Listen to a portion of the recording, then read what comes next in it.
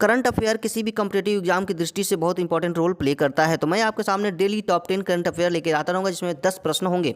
तो चलिए आज के पहले प्रश्न की ओर बढ़ते हैं।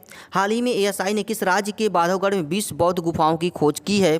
तो इसका जो आंसर है वो है मध्य प्रदेश। कौन सा आंसर है? मध्य प्रदेश। चलते हैं अपने अगले प्रश्न की ओर। और अगला जो प्रश्न है हमारा, हाल ही में दुनिया का सबसे बड़ा सफारी पार्क कौन सा राज्य विकसित करेगा? कौन सा राज्य विकसित करेगा सफारी पार्क? तो उसका आंसर होगा हरियाणा। कौन सा राज्य है? याद कर लीजिए, हरियाणा है जिसमें सफारी पार्क विकसित करेगा। तो अगला प्रश्न है हमारा तीसरा, वो है हाल ही में किस राज्य सरकार ने बुंदेलखंड के पहले टाइगर रिजर्व को मंजूरी दी है? याद रखिएगा, टाइगर रिजर्व को मंजूरी दी है किस राज्य ने? तो उत्तर प्रदेश। किसने? उत्तर प्रदेश। अगला जो प्रश्न है हमारा चौथा, वो है किसे टेस्ला ने हाल ही में निदेशक मंडल में नियुक्ति किया है? तो इसका जो आंसर होगा वो होगा जो गेबिया। याद रखिएगा, कौन सा है? Joe Gebbia. अगले प्रश्न है हमारे पांचवा, जो हाल ही में एमएसएमई मंत्रालय द्वारा आयोजित राष्ट्रीय SC/ST हब कॉन्क्लेव की कौन सा राज्य करेगा? तो इसका आंसर है गुजरात।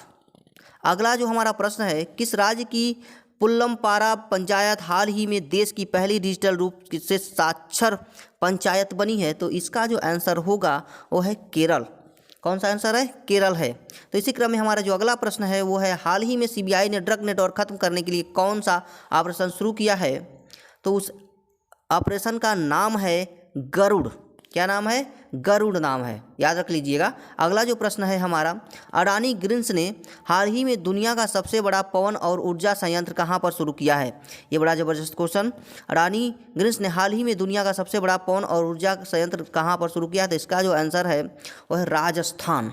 याद रखिएगा। अगला जो प्रश्न है हमारा, हाल ही में जारी ग्लोबल इनोवेशन इंडेक्स 2022 में कौन शीर्ष पर रहा है? तो इसका जो आंसर है, बहुत ज़बरदस्त क्वेश्चन है, इसका जो आंसर है स्विट्जरलैंड। अगला जो प्रश्न है हमारा, टाइम पत्रिका द्वारा जारी 100 उभरते नेताओं की सूची में किस एकमात्र भारतीय को शामिल किया गया है? तो इसका जो आंसर है वो है आकाश अंबानी को शामिल किया गया है। ठीक है।